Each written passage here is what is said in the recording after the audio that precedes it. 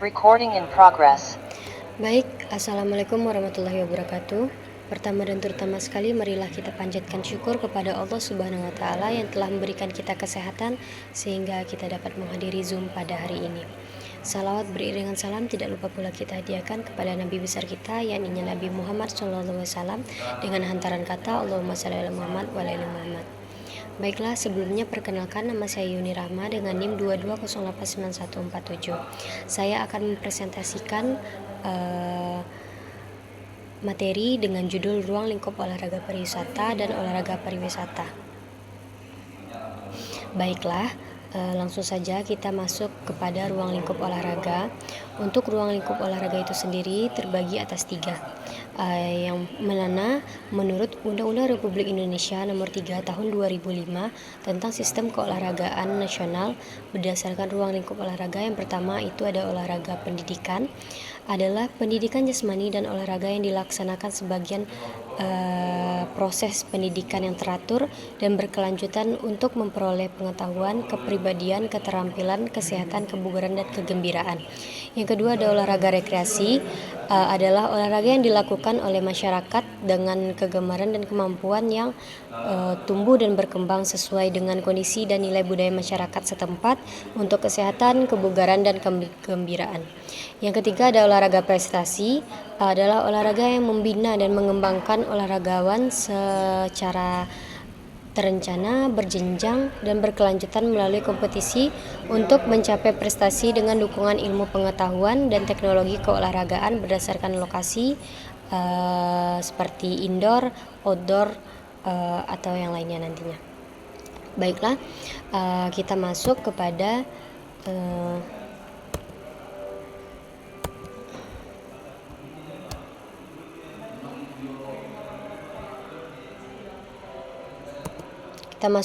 manfaat olahraga. Yang pertama yaitu ada meningkatkan daya tahan dan kebugaran jantung, yang kedua meningkatkan keterampilan fisik, yang ketiga memberikan kesenangan, yang keempat mengajarkan nilai-nilai disiplin, ketekunan, dan tanggung jawab, yang kelima membantu mengelola waktu, mematuhi aturan, dan berusaha mencapai tujuan. Selanjutnya yaitu ada ruang lingkup pariwisata. Pariwisata adalah berbagai kegiatan usaha yang berkaitan dengan perjalanan dan wisata. Untuk pembagiannya itu ada beberapa, ada 7. Untuk yang pertama yaitu ada jasa akomodasi, yang mana jasa akomodasi ini mencakup segala jenis usaha penyedia layanan akomodasi atau penginapan yang aman dan nyaman bagi wisatawan. Di antaranya yakni hotel, resort, villa, hostel atau lodgement, dan semua jenis tempat penginapan yang menyediakan tempat tinggal sementara. Yang kedua ada jasa transportasi. Transportasi adalah bagian integral dan industri pariwisata. Jasa transportasi berperan dalam meningkatkan mobilitas wisatawan untuk berpindah dari satu tempat ke tempat lainnya. Ketiga ada jasa penyediaan makanan dan minuman. Tidak hanya sebagai penyedia kebutuhan pokok, usaha makanan dan minuman dapat menjadi alasan utama suatu wilayah banyak dikunjungi oleh wisatawan. Yang keempat ada atraksi wisata, yang mana ruang lingkup industri pariwisata dalam penyediaan atraksi wisata ini terdiri atas beberapa kategori, yaitu atraksi wisata alam, sejarah, pertunjukan, belanja, hiburan, serta kecantikan dan kesehatan. Yang kelima ada jasa keuangan. Untuk jasa keuangan sendiri termasuk usaha yang penting dalam industri pariwisata. Jasa keuangan memungkinkan wisatawan lokal dan asing mengakses dana untuk pertukaran uang di area wisata. Yang keenam ada jasa pemanduan dan biro perjalanan. Untuk ruang lingkup industri pariwisata, berikutnya adalah jasa pemanduan dan biro perjalanan. Sektor ini berperan dalam membantu wisatawan merencanakan dan menjalani perjalanan mereka. Yang ketujuh yaitu pengembangan daerah wisata, yang mana pengembangan daerah wisata juga berperan penting dalam industri pariwisata. Ini mencakup upaya untuk mengembangkan infrastruktur dan layanan di daerah wisata. Baik, lanjut yaitu ruang lingkup olahraga pariwisata. Untuk olahraga pariwisata atau sport tourism adalah perpaduan antara aktivitas olahraga dan kegiatan pariwisata, di mana seseorang melakukan perjalanan ke suatu tempat dengan tujuan utama atau tambahan untuk berpartisipasi, menyaksikan atau mengalami aktivitas olahraga. Untuk jenis kegiatannya itu ada 3. Yang pertama, berdasarkan jenis kegiatan itu ada active sport tourism, artinya itu wisata olahraga aktif, yang mana wisatawan secara langsung berpartisipasi dalam kegiatan olahraga di destinasi wisata. Contohnya seperti mendaki gunung, selancar, menyelam, dan maraton. Yang kedua ada event sport tourism, yang mana artinya wisata event olahraga. Wisata datang untuk menonton atau menyaksikan event olahraga tertentu, contohnya seperti MotoGP, Piala Dunia, Olimpiade, atau SEA Games. Yaitu ada satu lagi seperti Tour de Singkara, seperti balap sepeda.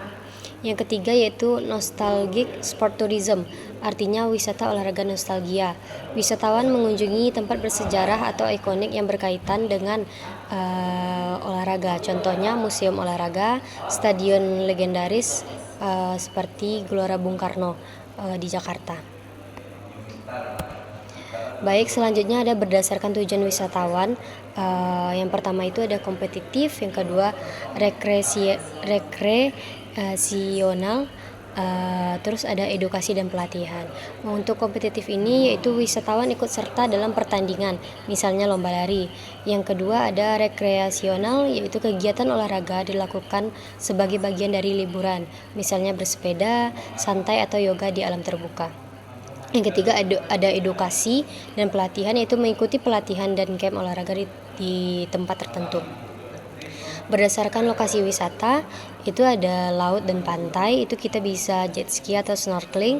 Yang kedua ada gunung dan hutan, itu biasanya kita bisa melakukan hiking dan juga panjat tebing. Terus ada di daerah perkotaan itu kita bisa melakukan event maraton dan lomba sepeda. Yang keempat ada danau dan sungai, kita bisa melakukan arung jeram dan pacu dayung. Baik, selanjutnya yaitu dampak dan manfaat dalam ruang lingkup. Yang pertama ada ekonomi, meningkatkan pendapatan daerah melalui kunjungan wisatawan. Yang kedua ada sosial budaya, yaitu memperkenalkan budaya lokal lewat event olahraga. Yang ketiga kesehatan dan gaya hidup, yaitu mendorong gaya hidup aktif dan sehat. Yang keempat, yang terakhir itu ada lingkungan, meningkatkan kesadaran pelestarian alam. Seperti yang kita lihat, nama lainnya dalam bahasa Inggris yaitu ecotourism and sport. Baiklah, mungkin kesimpulan dari materi ini merupakan ruang lingkup olahraga sangat luas, tidak hanya sebatas aktivitas fisik, tetapi juga menyentuh aspek pendidikan, sosial, budaya, kesehatan, hingga profesionalisme. Setiap bentuk olahraga memiliki peran penting dalam membentuk individu yang sehat secara jasmani, mental, dan sosial. Baiklah, mungkin itu saja presentasi saya pada hari ini. Saya ucapkan terima kasih. Apabila ada salah atau kekurangan mohon dimaafkan. Wabillahi taufiq wal hidayah. Wassalamualaikum warahmatullahi wabarakatuh.